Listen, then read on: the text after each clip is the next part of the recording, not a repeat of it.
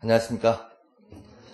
자, 여러분, 그동안 또 다른 과목 형사소송법도 하시고, 민사소송법도 하시고, 이제 상법이 도래했는데, 앞으로 9번 동안 여러분들 AP 모의고사 또는 모의고사 강평을 통해서 만나뵈서 반갑습니다. 근데, 제가 이제 좀 여러분한테 혼선을 끼쳐드렸죠. 저쪽 학원에 있다가 저를 옮기는 바람에 여러분들도 혼선이 있었을 텐데, 뭐 지금은 다 정리가 됐으리라 보고요.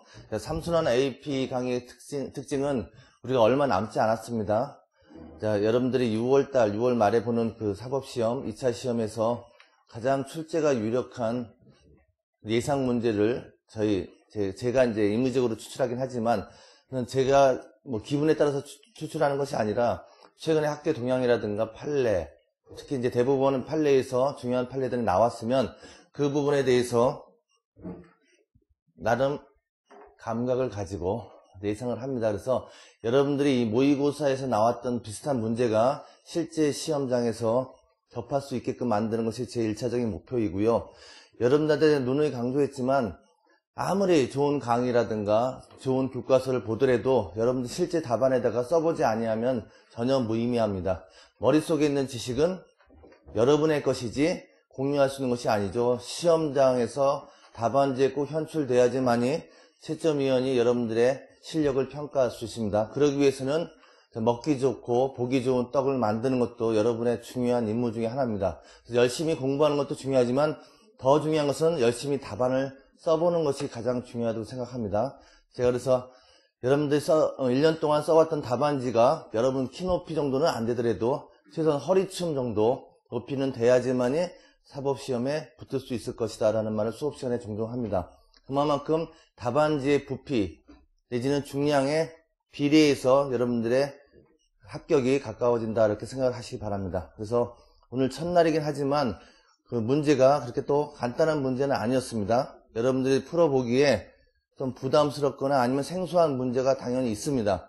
한 반 정도는 여러분들이 평소에 다뤄왔던 그런 쟁점을 위주로 또 나머지 또 적게는 3분의 1 정도는 여러분들한테 좀 생소하거나 아니면 좀 응용된 사례를 통해서 실전에서 불이탈을 좀 방지하고자 합니다. 그러나 그런 모든 쟁점들은 출제가 다 유력한 쟁점이고요. 보는 시각에 따라서 여러분들이 생소할 뿐이지 여러분들이 평소 다 알고 있었던 것이라는 것입니다. 그래서 AP 삼순환의 가장 큰 특징은 신작 문제가 좀 많습니다. 물론 모든 것을 신작 문제로 내버리면 여러분들 오히려 혼선이 오고요. 또 기존의 제 사례집이라든가 기존의 모의고사에서 중요한 쟁점에 대해서는 다 다뤘기 때문에 특별히 추가될 만한 내용들은 그렇게 많지 않습니다. 최근에 나와 있던 대법원 판례가 있다거나 그러면은 그런 것들은 제가 다 잡아 놓습니다. 그래서 오늘 자료로 나갔지만 두 가지 자료가 중요합니다. 송홍열 교수님의 상법 강의 수록 근거 제시형 사례가 하나 있고요.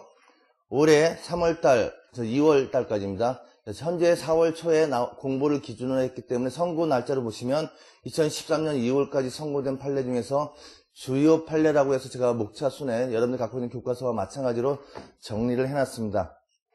미리 말씀을 드리지만 이 주요 판례 중에서 2010년부터니까 여러분들이 갖고 있는 약간 구판이라 하더라도 기존의 교과서와 그 다음에 새롭게 나온 교과서 비교를 해볼 때 상관없습니다. 어떤 책을 보도 좋고요. 여러분들 눈에 익고 손에 익숙한 책을 보시되 최신 판례를 약간 보충할 필요가 있기 때문에 제가 나눠드린 자료인데 미리 말씀드리지만 뭐 작년에 사법시험이 그랬죠. 전원합의체 백지험에 관련된 판례라든가 이런 것이 다 나왔습니다.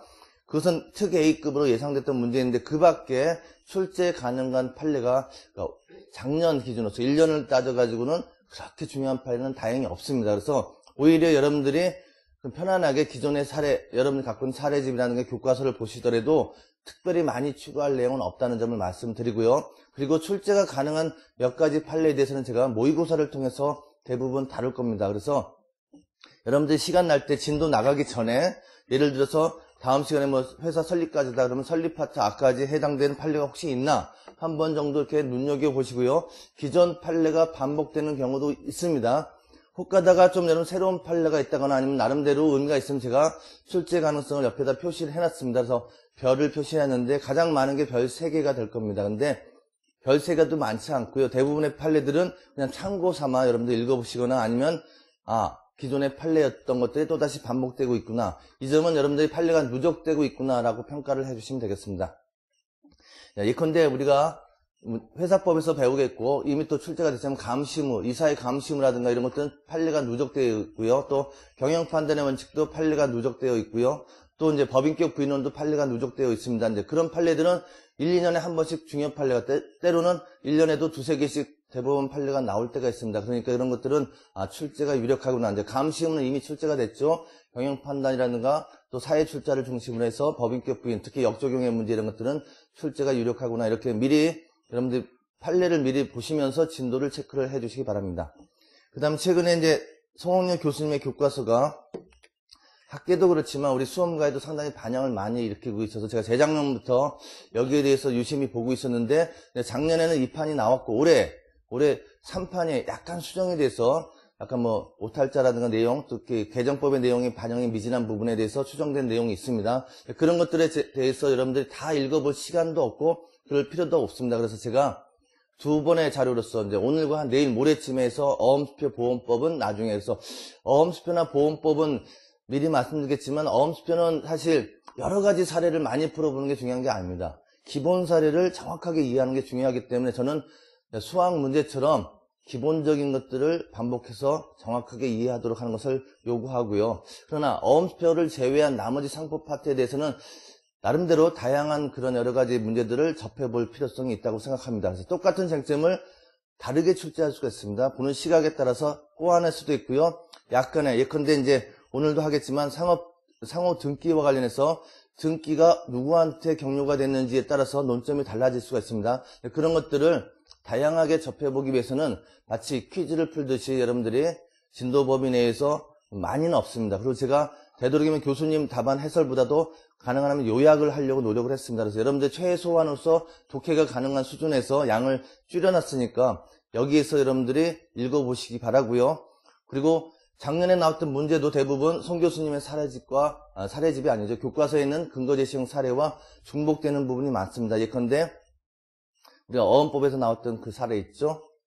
우리가 항변 중에서 제3제 항변, 그래서 이중 무권의 항변이 작년에 나왔습니다. 일부 교과서나 수험서에 이것은 나와 있지 않지만 제가 사례집 지금 5판이 나와 있는데 2판서부터 사례로 넣어놨습니다. 그리고 뭐 제 다이제스트라든가 다 들어가 있던 내용이죠. 교수님 교과서에도 유사한 문제가 3문제나 들어가 있습니다. 그만큼 이제 학계의 관심도가 많이 있는 부분이죠. 물론 그 출제의 중요도를 떠나서 여러분들의 수험 감각으로 이러한 보충자를 통해서 어떠한 문제가 출제가 될 가능성이 있구나를 스스로 좀 점검을 해 주시기 바랍니다. 제가 수업 시간에, 즉 강평 시간에 주어진 시간이 짧기 때문에 해당 강평, 즉 150점에 대한 강평을 해야 됩니다. 그리고 남는 시간에 송홍렬 교수님의 이 보충 자료를 다 정리해 드릴 시간이 없을 겁니다. 그래서 여러분들이 원칙적으로 해 주시되 사실 그렇게 문제가 많은 건 아닙니다. 여러분들이 9일 동안 상법을 공부하시면서 해당 파트를 쪼개서 보시면 문제가 그렇게 많지는 않습니다. 지금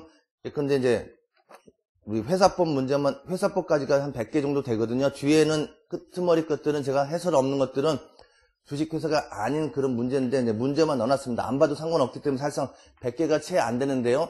나중에 저기 어음수표 보험법까지 하면 그 또한 100개는 안 되지만 그 이하로 정리가 됩니다. 그러면 한 200개라고 치더라도요. 근거 제시형이기 때문에 여러분 부담 없이 논점만 추출해낼 수 있는 훈련만 하시면 됩니다. 그래서 여러분들이 평소에 한 20개 정도씩 매일 확인하는 정도로 해서 진도를 공부하신 다음에 복습 삼아서 한 분들이 리마인드를 해주시기 바랍니다. 꼭 부탁드리고요. 이 안에는 그 기출문제도 다 들어가 있습니다. 대부분인데 기출문제가 오래됐거나 출제 가능성이 거의 없는 것들은 제가 가능하면 문제만 넣고 여러분들이 또 평소에 다 정리가 되어 있으라고 보기 때문에 양을 줄이기 위해서 빼놨습니다. 근데 문제는 집어넣고요. 그 다음에 해설이 이제 가끔 필요한 부분이 있으면 간단하게 판례를 위주로 해서 정리를 해놨습니다. 그러니까 여러분들이 읽어보는데 그렇게 시간이 많이 안 걸리라고 생각해요. 한 20개 사례를 스스로 논점을 생각을 해보고 풀어보면 여러분들 한 2시간 안쪽에 천천히 봐도 충분히 소화할 수 있습니다. 그래서 여러분들 평소 공부하는 시간에 양이 얼마인지 개인적으로 틀리겠지만 여기 나와서 오전에 공부한다 하더라도 나머지 시간은 한 6시간에서 7시간을 네트로 잡으면 풀이 아닌데 네트로 잡았을 때 그중에서 한 1시간 반 정도에서 2시간은 여기다 투자를 해주시기 바랍니다. 그래서 그냥 문제만 밋밋하게 보는 것보다도 이 문제를 통해서 다시 피드백을 해주시기 바랍니다.